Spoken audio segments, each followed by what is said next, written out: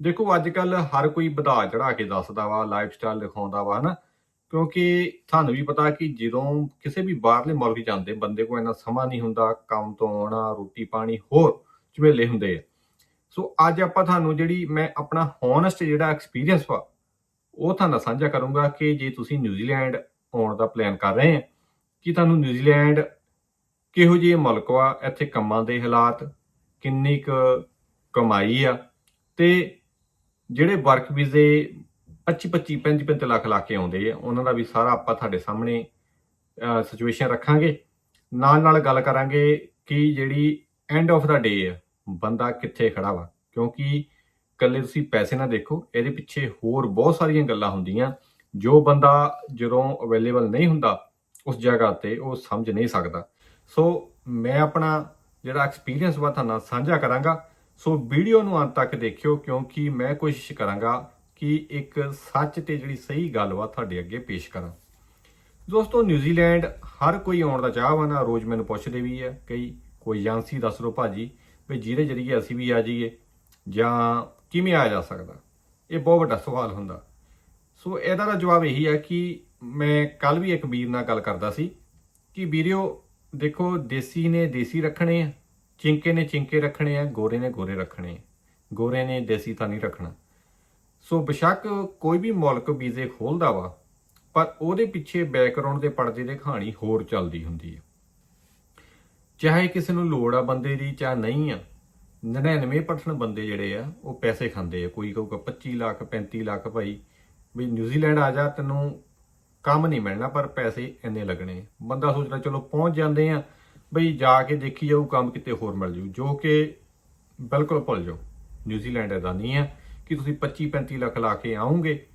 ਤੇ ਬਹੁਤ ਸਾਰੇ ਮੈਂ ਮੁੜਦੇ ਵੀ ਦੇਖੇ ਆਪਣੇ ਨਾਲ ਦੇ, ਜਿਨ੍ਹਾਂ ਨੇ ਪੈਸੇ ਲਾ ਲਾ ਕੇ ਆਏ ਆ। ਚਲੋ ਕਈਆਂ ਦੇ ਆਪਣੇ ਰਿਸ਼ਤੇਦਾਰ ਵੀ ਸੀ, ਉਹਨਾਂ ਨੇ 10-12 ਲੱਖ ਦੇ ਦਿੱਤਾ। ਰਿਸ਼ਤੇਦਾਰ ਕਹਿੰਦਾ ਚੱਲ ਕੋਈ ਨਹੀਂ, ਥੋੜਾ ਬਹੁਤਾ ਤਾਂ ਖਾਈਏ, ਤੇ ਉਹ ਵੀ ਬੰਦੇ ਦੁਖੀ ਹੋ ਕੇ ਮੁੜ ਗਏ। ਕਿਉਂਕਿ ਜਦੋਂ ਆਉਣਾ ਤੁਸੀਂ, ਬਹੁਤਿਆਂ ਨੇ ਪੈਸੇ ਵਾਲਿਆਂ ਨੇ ਉੱਥੇ ਕੰਮ ਨਹੀਂ ਦੇਣਾ, ਤੇ ਜਦੋਂ ਕੰਮ ਨਹੀਂ ਮਿਲਣਾ ਤੁਸੀਂ ਤਣਾਅ ਵਿੱਚ ਆਉਣਾ ਵਾ ਤੇ ਇੱਧਰ ਉੱਧਰ ਹੱਥ ਪੈਰ ਮਾਰਨੇ। ਤੇ ਕੰਡੀਸ਼ਨ ਇਹ ਹੁੰਦੀ ਜਿੱਥੇ ਤੁਸੀਂ ਆਏ ਆ ਉੱਥੇ ਹੀ ਕੰਮ ਕਰ ਸਕਦੇ ਆ, ਤੇ ਫਿਰ ਤੁਹਾਨੂੰ ਜਿਹੜਾ ਵਾ ਕੈਸ਼ ਕੰਮ ਕਰਨਾ ਪੈਂਦਾ ਤੇ ਉਹ ਬੰਦਾ ਆਪਣੀ ਮਰਜ਼ੀ ਮੁਤਾਲਕ ਦਿੰਦਾ। ਤੇ ਹੁਣ ਤੁਸੀਂ ਆਪ ਹਿਸਾਬ ਲਾ ਲਓ, ਜਿੱਥੇ ਤੁਸੀਂ ਆਏ ਆ ਜੇ ਉੱਥੇ ਤੁਸੀਂ ਕੰਮ ਨਹੀਂ ਕੀਤਾ ਤੇ ਵੀਜ਼ਾ ਕਿਵੇਂ ਵਧੇਗਾ। ਜਾਂ ਤਾਂ ਉਹ ਬੰਦਾ ਘੁਮਾ ਕੇ ਸੈਲਰੀ ਪਾਊਗਾ ਉਸ ਬੰਦੇ ਨੂੰ ਜੇ ਜਾਣਕਾਰ ਆ, ਤੇ ਉਹ ਚੋਂ ਕੱਟ ਕਟਾ ਕੇ ਤੁਹਾਡੇ ਪੱਲੇ ਕੀ ਰਹੇ। ਤੇ ਇਹੋ ਜਿਹੇ ਹਾਲਾਤ ਜਿਹੜੇ ਆ ਕੰਮਾਂ ਦੇ ਆ। ਦੂਸਰਾ ਪੱਖ ਇਹੋ ਜਿਹੇ ਲੋਕ ਵੀ ਆ 1% ਚਾਹੁੰਦੇ ਜਿਨ੍ਹਾਂ ਤੋਂ 1 ਰੁਪਈਆ ਨਹੀਂ ਲਿਆ, ਤੇ ਬੰਦੇ ਕੰਮ ਵੀ ਕਰ ਰਹੇ ਆ ਵਧੀਆ, ਸਾਰਾ ਕੁਝ ਓਕੇ ਆ। ਪਰ ਕਈ ਬੰਦੇ ਕਹਿ ਲਓ ਕਿ ਇਹੋ ਜਿਹੇ ਵਿੱਚ ਵਾ ਜਿਹੜੇ ਖਰਾਬੀ ਕਰਦੇ ਆ। ਚਲੋ ਕੰਮ ਤੇ ਬਹੁਤ ਸਾਰੀਆਂ ਗੱਲਾਂ ਹੋ ਜਾਂਦੀਆਂ, ਮਾਲਕ ਵੱਲੋਂ ਵੀ, ਕੰਮ ਕਰਨ ਵਾਲਿਆਂ ਵੱਲੋਂ ਵੀ। ਕਿਉਂਕਿ ਜੋ ਆਪਾਂ ਦੇਖਦੇ ਹਾਂ ਕਿਸੇ ਵੀ ਫੈਕਟਰੀ ਜਾਂ ਕੋਈ ਵੀ ਕੰਪਨੀ ਆਪਾਂ ਦੇਖਦੇ ਹਾਂ, ਜੋ ਐਡ ਵਿੱਚ ਦਿਖਾਉਂਦੇ ਅਸਲ 'ਚ ਉਹ ਤਾਂ ਨਹੀਂ ਹੁੰਦਾ, ਪਰ ਉਹਦੇ ਪਰਦੇ ਪਿੱਛੇ ਅੰਦਰ ਕੀ ਚੱਲ ਰਿਹਾ ਉਹ ਕੋਈ ਨਹੀਂ ਦੱਸਦਾ। ਕਿਉਂਕਿ ਜਿੱਥੇ ਤੁਸੀਂ ਕਹਿ ਲਓ, ਸਿਆਣੇ ਕਹਿੰਦੇ 2 ਭਾਂਡੇ ਆ ਖੜਕਣੇ, ਹਨਾ।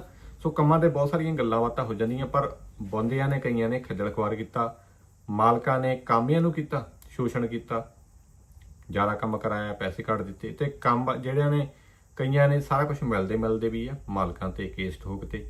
ਤੇ ਇਹਦੇ ਕਰਕੇ ਹੁਣ ਆਪਣੇ ਲੋਕਾਂ ਦਾ ਰੁਝਾਨ ਘਟ ਗਿਆ ਕਿ ਦੇਸੀ ਬੰਦਾ ਕਹਿੰਦਾ ਬਈ ਇਹ ਤੋਂ ਗੋਰਾ ਰੱਖ ਲਓ, ਆਪਣਾ ਬੰਦਾ ਨਾ ਮੰਗਾਓ।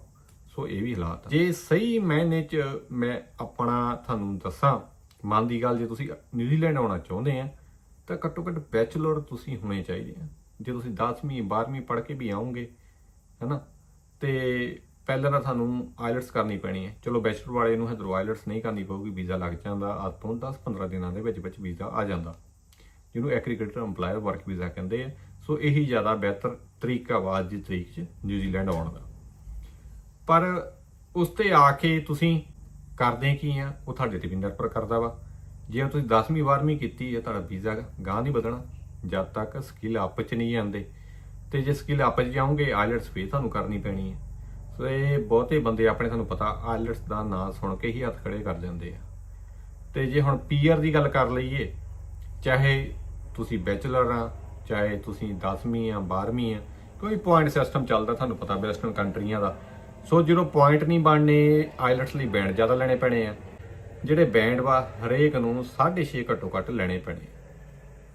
ਸੋ 6.5 ਬੈਂਡ ਜਿਹੜੇ ਤੁਹਾਨੂੰ ਪਤਾ ਆਈਲੈਟਸ ਦੇ ਵੀ ਕਹਿਣ ਨੂੰ ਸੌਖੇ ਆ, ਪਰ ਕਿਸੇ ਵੀ ਮੁਲਕ 'ਚ IDP ਨੇ ਧੰਦਾ ਬਣਾ ਲਿਆ, ਕਿਉਂਕਿ ਇੱਕ ਇਹੀ ਏਜੰਸੀ ਰਹਿ ਗਈ ਤੇ ਬੈਂਡ ਆਉਣੇ ਨਹੀਂ ਤੇ ਮਸਲਾ ਖੜ ਜਾਂਦਾ ਤਕੜਾ। ਜਦੋਂ ਤੁਸੀਂ ਆਉਂਦੇ ਆ ਲਾਈਫ ਜਿਹੜਾ ਸਟਾਈਲ ਦੀ ਗੱਲ ਕਰੀਏ, ਜਿਹੜੀ ਜ਼ਿੰਦਗੀ ਬਣ ਜਾਂਦੀ ਆ ਘਰ ਕੰਮ। ਜੇ ਤੁਹਾਨੂੰ 1 ਜਾਂ 2 ਛੁੱਟੀਆਂ ਵਾ, ਉਹ ਇੱਕ ਛੁੱਟੀ ਦਾ ਬੰਦੇ ਨੂੰ ਵੈਸੇ ਨਿਕਲ ਜਾਂਦੀ ਆ ਬਈ ਨਹਾਉਣ ਧੋਣ ਚਾਹੀਏ। ਜੇ ਤੁਸੀਂ ਇਕੱਲੇ ਆ, ਤੁਸੀਂ ਆਪਣੇ ਕੱਪੜਾ ਲੀੜਾ ਵੀ ਧੋਣਾ ਵਾ। ਬਾਕੀ ਜਿਹੜਾ ਜ਼ਿਆਦਾ ਸਮਾਂ ਵਾ ਬੰਦਾ ਕਹਿੰਦਾ ਕਿ ਛੱਡੋ, ਬਾਹਰ ਕੀ ਜਾਣਾ, ਖਰਚਾ ਪਾਣੀ ਹੋਣਾ। ਕਿਉਂਕਿ ਜੇ ਤੁਸੀਂ ਜਿੰਨੀ ਕਮਾਈ ਕਰਦੇ ਆ, ਐਮਪਲਾਇਰ ਪਹਿਲਾਂ 30+ ਜਿਹੜੇ ਸੀ ਸ਼ੋਅ ਕਰਨੇ ਪੈਂਦੇ ਸੀ ਸਿਰਫ, ਪਰ ਹੁਣ ਗੌਰਮੈਂਟ ਨੇ ਕਹਿਤਾ $24 ਦੀ ਵੀ ਮੰਗਾ ਲਓ ਬੰਦੇ, ਕੋਈ ਚੱਕਰ ਨਹੀਂ। ਸੋ $24 ਦੀ ਬਜਾਏ ਚਲੋ ਬੰਦਾ 25-26 ਸਾਨੂੰ ਦੇ ਦੂਗਾ। ਸੋ 30 ਘੰਟੇ ਉਹਨੇ ਦਿਖਾਉਣੇ ਆ ਕਰ ਕੇ ਪੌਣੇ $800 ਵੀਕ ਦਾ ਬਣਿਆ। ਟੈਕਸ ਕੱਟ ਕਟਾ ਕੇ ਉਹ ਕਿੰਨੇ ਰਹਿ ਜਾਣੇ ਸਾਡੇ ਕੋਲ। ਫਿਰ ਤੁਹਾਡੇ ਘਰ ਦਾ ਰੈਂਟ ਵੀ ਹੈ। ਜਿਹੜਾ ਤੁਸੀਂ ਹੁਣ ਕਿਸੇ ਨਾਲ ਰਹਿੰਦੇ ਆ, ਕੋਈ ਵੀ ਘਰ ਜਿਹੜਾ 2 ਬੈਡਰੂਮ ਆ, ਉਹ 500 ਤੋਂ 800 ਤੋਂ ਘੱਟ ਨਹੀਂ ਆ।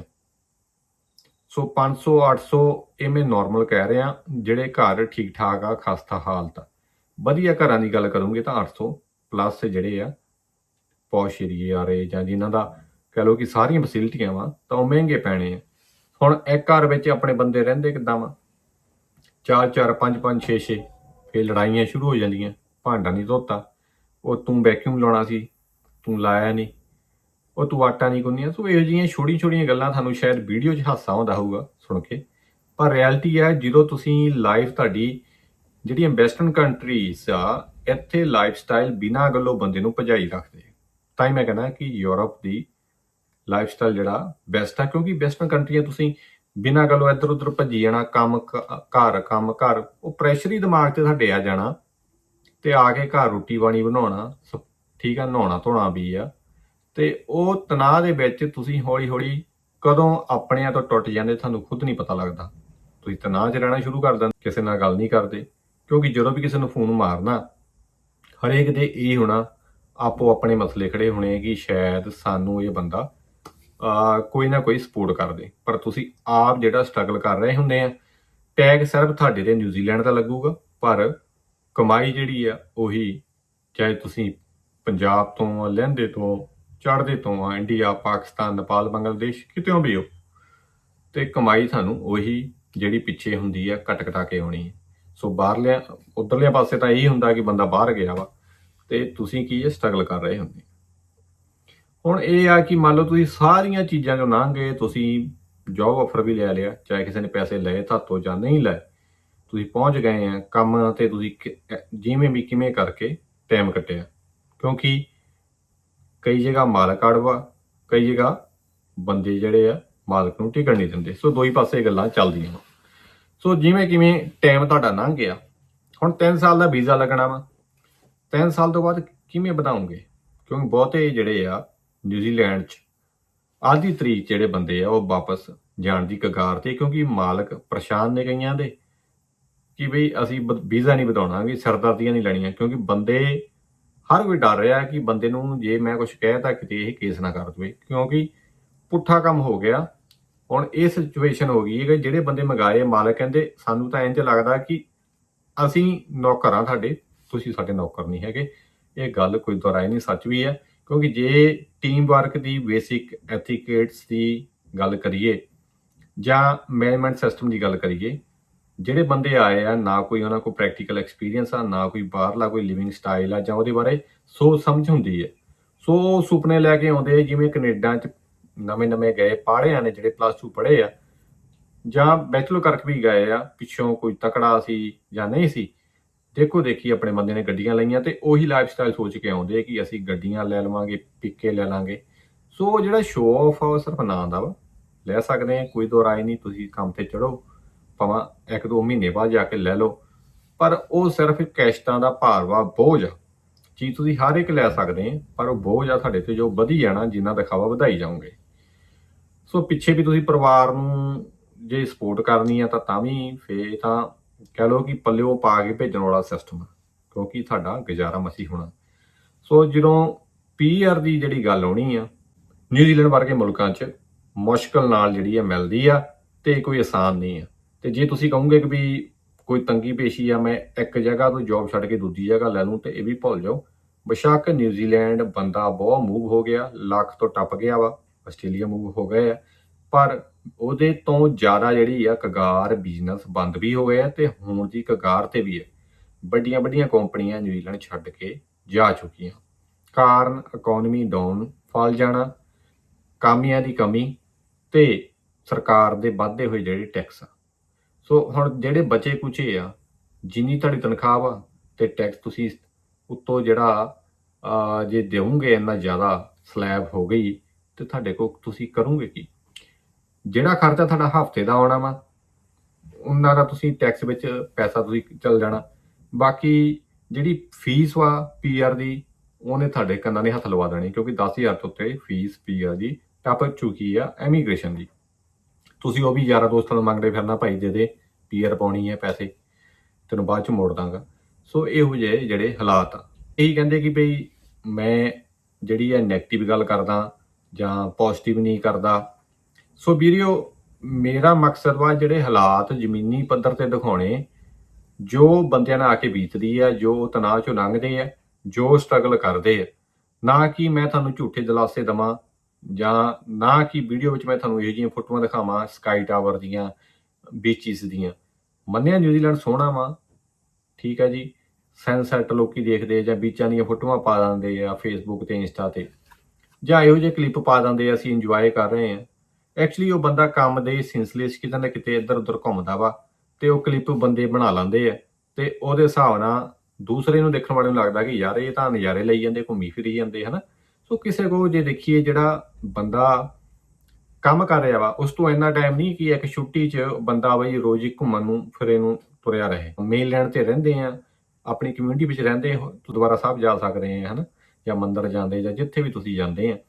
ਤੇ ਉਸ ਤੋਂ ਇਲਾਵਾ ਕੋਈ ਹੋਰ ਜਿਹੜਾ ਤੁਸੀਂ ਵਿਜ਼ਿਟ ਬਾਰੇ ਸੋਚ ਰਹੇ ਆ, ਬੰਦੇ ਬਹੁਤ ਘੁੰਮਦੇ ਆ, ਪਰ ਉਹ 'ਚ ਤੁਹਾਡਾ ਪੈਸਾ ਜਿਹੜਾ ਬਚਣਾ ਨਹੀਂ ਹੈ। ਜੇ ਤੁਸੀਂ ਸੋਚੋਗੇ ਅੱਜ ਬੀਚ ਤੇ ਜਾਣਾ, ਬੀਚ ਤੇ ਵੀ ਜਾਓਗੇ, ਉੱਥੇ ਵੀ ਕੁਝ ਖਾਓਗੇ ਪੀਓਗੇ, ਤਾਂ ਘੱਟੋ ਘੱਟ $70-80 ਤੁਸੀਂ ਬਿਨਾਂ ਗੱਲੋਂ ਖਰਚੇ ਆਓਗੇ। ਤੇ ਜੇ ਟੱਬਰ ਡੀਰ ਵਾਲੇ ਆ, ਫਿਰ ਤਾਂ 100-150 ਕਿਤੇ ਗਿਆ ਨਹੀਂ। ਬਾਕੀ ਬੰਦਿਆਂ ਦਾ ਹਰੇਕ ਦਾ ਆਪੋ ਆਪਣਾ ਹਿਸਾਬ ਕਿਤਾਬ ਆ।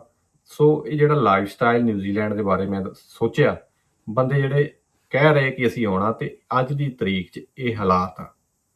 ਬਾਕੀ ਜੇ ਤੁਸੀਂ ਇਹ ਸੋਚ ਕੇ ਆਉਂਦੇ ਆ, ਕਈ ਬੜੇ ਮੈਨੂੰ ਹਾਸਾ ਵੀ ਆਉਂਦਾ, ਅਸੀਂ ਆਉਣ ਦਾ ਸੋਚ ਰਹੇ ਪੀਆਰ ਕਦੋਂ ਹੋ ਜੂ। ਮਤਲਬ ਆਉਣ ਵਾਲੇ ਜਿਹੜਾ ਬੰਦਾ ਵਾ, ਜਾਂ ਜਿਹੜੇ ਇੰਨੀ ਜਾਗਰੂਕਤਾ ਹੀ ਨਹੀਂ ਆਪਣੇ ਲੋਕਾਂ 'ਚ ਆਈ, ਉਹ ਸੋਚਦੇ ਕਿ ਖਰੇ ਪੀਆਰ ਵੱਟ ਤੇ ਪਈ ਹੈ, ਜਦ ਕਿ ਆ ਕੇ ਜਿਹੜਾ ਲਾਈਫ ਸਟਾਈਲ ਸ਼ੁਰੂ ਹੋਣਾ ਵਾ ਤੁਹਾਡਾ, ਤੁਹਾਡੇ ਖਰਚੇ, ਤੁਹਾਡਾ ਕੰਮ ਦਾ ਜਿਹੜਾ ਰੂਟੀਨ ਬਣਨਾ ਵਾ, ਉਹ ਤੁਸੀਂ ਆਪਣੇ ਮੁਲਕਾਂ 'ਚ ਉਹ ਵਾਲਾ ਸਿਸਟਮ ਨਹੀਂ ਹੈ, ਤੇ ਤੁਹਾਨੂੰ ਉਹ ਚੀਜ਼ ਨੇ ਤੋੜ ਕੇ ਰੱਖ ਦੇਣਾ। ਉਹ ਇੰਨਾ ਇਕੱਲਿਆਂ ਕਰ ਦੇਣਾ ਕਿ ਤੁਸੀਂ ਫੋਨ ਕਰਨਾ ਵੀ ਕਿਸੇ ਵਾਸਤੇ, ਜਿਹੜਾ ਤੁਹਾਨੂੰ ਕਿ ਆਪਣੇ ਨਜ਼ਦੀਕੀਆਂ ਨਾਲ ਗੱਲ ਕਰਨ ਵਾਸਤੇ ਟਾਈਮ ਨਹੀਂ ਹੋਣਾ, ਜਾਂ ਤੁਸੀਂ ਤਣਾਅ 'ਚ ਹੀ ਇੰਨੇ ਆ ਜਾਣਾ, ਤੁਸੀਂ ਸੋਚਣਾ ਯਾਰ ਗੱਲ ਕੀ ਕਰਨੀ ਆ, ਕਿ ਇਹ ਬੰਦੇ ਨੂੰ ਗੱਲ ਕਰਾਂਗੇ, ਅਗਲੇ ਨੇ ਮੋਰੇ ਗੱਲ ਸਮਝਣੀ ਨਹੀਂ, ਜਾਂ ਹੋਰ ਪਾਸੇ ਲਾ ਦੇਣੀ। ਸੋ ਇਹੋ ਜਿਹੀਆਂ ਚੀਜ਼ਾਂ, ਜਿਹੜਾ ਮੇਰਾ ਜਿਹੜਾ ਹੋਨੈਸਟ ਐਕਸਪੀਰੀਅੰਸ ਵਾ, ਉਹ ਤੁਹਾਡੇ ਨਾਲ ਸਾਂਝਾ ਕਰ ਰਿਹਾ ਵਾਂ। ਸੋ ਇਹ ਤਜਰਬਾ, ਕਿਉਂਕਿ ਮੈਂ ਬਹੁਤ ਸਾਰੇ ਅਲੱਗ-ਅਲੱਗ ਮੁਲਕਾਂ 'ਚ ਗਿਆ, ਸੋ ਮੈਂ ਸੋਚਿਆ ਕਿ ਨਿਊਜ਼ੀਲੈਂਡ ਦੇ ਸੰਬੰਧ 'ਚ ਜਿਹੜੀ ਮੈਂ ਚੀਜ਼ ਵਾ ਤੁਹਾਡੇ ਨਾਲ ਸਾਂਝੀ ਕਰਾਂ, ਉਹ ਵੀ ਇੱਕ ਇਮੀਗ੍ਰੇਸ਼ਨ ਦੇ ਫੈਕਟਰ ਤੋਂ, ਕੰਮ ਦੇ ਪੱਖੋਂ। ਵੈਸੇ ਜਿਹੜੀ ਡੇਲੀ ਲਾਈਫ ਸਟਾਈਲ ਆ, ਉਹ ਹਰੇਕ ਦੀ ਆਪੋ ਆਪਣਾ ਰੁਝਾਨ ਆ, ਸਿਸਟਮ ਆ, ਉਹ ਲਹਿਦਾ ਗੱਲ ਆ। ਪਰ ਆਉਣ ਤੋਂ ਪਹਿਲਾਂ ਤੁਸੀਂ ਇਹੀ ਚੀਜ਼ ਸੋਚ ਕੇ ਆਉਣੀ ਆ ਕਿ ਜੇ ਮੈਂ ਜਾਣ ਦਾ ਸੋਚਿਆ, ਤੇ ਉੱਥੇ ਮੇਰਾ ਫਿਊਚਰ ਕੀ ਹੈ। ਫਿਊਚਰ ਪੀਆਰ ਇਹ ਨਾ ਸੋਚ ਕੇ ਆਓ ਕਿ ਪੀਆਰ ਤੁਹਾਡੀ ਹੋਣੀ, ਪੀਆਰ ਬਹੁਤ ਔਖੀ ਹੈ, ਕਿਉਂਕਿ ਨਿਊਜ਼ੀਲੈਂਡ ਤੇ ਯੂਕੇ ਦੋ ਇਹੋ ਜਿਹੀਆਂ ਕੰਟਰੀਆਂ, ਕਿਉਂਕਿ ਇਹ ਵੀ ਯੂਕੇ ਅੰਡਰ ਹੀ ਹੈ ਇੰਡਾਇਰੈਕਟਲੀ ਵੇ ਨਾ, ਕਿਉਂਕਿ ਜੋ ਬੰਦਾ ਪਹਿਲਾਂ ਮੰਗਾ ਲਾਂਦੇ ਆ, ਫਿਰ ਕਾਨੂੰਨ ਇਹੋ ਜਿਹੇ ਸਖਤ ਕਰ ਦਿੰਦੇ, ਬੰਦੇ ਦੀ ਛਾਂਟੀ ਲਾ ਦਿੰਦੇ। ਸੋ ਇੱਥੇ ਦੀ ਬਜਾਏ ਮੈਂ ਕਹੂੰਗਾ ਪ੍ਰੈਫਰ, ਜੇ ਤੁਸੀਂ ਪਲਾਨ ਕਰ ਰਹੇ ਆ ਤਾਂ ਯੂਰਪ ਵਰਗੀ ਕੋਈ ਮੁਲਕ ਪੈਸੇ ਤੁਸੀਂ ਲਾ ਲਓ, ਜਿੱਥੇ ਜਾ ਕੇ ਤੁਹਾਨੂੰ ਪਤਾ ਕਿ TRC ਮਿਲ ਜਾਣੀ, ਕਿਉਂਕਿ ਪਹਿਲਾਂ ਤੁਹਾਨੂੰ ਆ ਕੇ ਵਰਕ ਵੀਜ਼ੇ ਦੀ ਟੈਨਸ਼ਨ ਕਿ ਲੱਗ ਜਾਵੇ, ਫਿਰ ਆ ਕੇ ਹੋਣੀ ਹੈ ਵਰਕ ਵੀਜ਼ਾ ਵੱਧ ਜਾਏ, ਸੋ ਵਧਾਉਣ ਤੋਂ ਬਾਅਦ ਫਿਰ ਇਹ ਬੰਦੇ ਦੇ ਦਿਮਾਗ ਤੇ ਜਿਹੜੀ ਸਿਰ ਤੇ ਟੈਨਸ਼ਨ ਰਹਿੰਦੀ ਕਿ ਪੀਆਰ ਹੋ ਜਾਏ। ਸੋ ਪੀਆਰ ਵਾਸਤੇ ਵੀ ਅਮਾਊਂਟ ਵੱਡੀ ਚਾਹੀਦੀ ਹੈ, ਤੇ ਜਦੋਂ ਪੀਆਰ ਹੋ ਜਾਣੀ ਹੈ, ਉਸ ਤੋਂ ਗਾਂਹ ਵਾਲੇ ਜਿਹੜੇ ਖਰਚੇ ਆ, ਉਹ ਕੰਪੀਟੀਸ਼ਨ ਦੌੜ ਅਲੱਗ ਸ਼ੁਰੂ ਹੋ ਜਾਣੀ ਕਿ ਮੇਰਾ ਘਰ ਬਣ ਜਾਏ, ਮੈਂ ਫਲਾਨੀ ਚੀਜ਼ ਲੈ ਲਾਂ, ਮੇਰੇ ਤੋਂ ਫਲਾਨੀ ਆ, ਕਿਉਂਕਿ ਆਪਣੇ ਜਿਹੜੇ ਲੋਕ ਵਾ ਬਹੁਤੇ ਜਿਹੜੇ ਆ, ਸਾਰੇ ਨਹੀਂ ਬਹੁਤੇ, ਸ਼ੋ ਆਫ ਕਰਦੇ ਆ, ਕੰਪੀਟੀਸ਼ਨ ਲਾਉਂਦੇ ਇੱਕ ਦੂਜੇ ਨਾਲ, ਜਿਹਦੇ ਕਰਕੇ ਜਿਹੜੀ ਲਾਈਫ ਨੂੰ ਆਪਣੀ ਨੂੰ ਔਖੀ ਕਰ ਬੈਂਦੇ ਆ। ਸੋ ਮੇਰਾ ਹੋਨੈਸਟ ਐਕਸਪੀਰੀਅੰਸ ਜਿਹੜਾ ਨਿਊਜ਼ੀਲੈਂਡ ਬਾਰੇ ਉਹ ਮੈਂ ਤੁਹਾਡੇ ਅੱਗੇ ਰੱਖਿਆ ਕੰਮ ਦੇ ਮੁਤਲਕ। ਦੱਸਿਓ ਕਿਵੇਂ ਲੱਗਿਆ। ਮਿਲਦੇ ਆ ਅਗਲੀ ਵੀਡੀਓ, ਤਦ ਤੱਕ ਲਈ ਰੱਬ ਰੱਖਾ।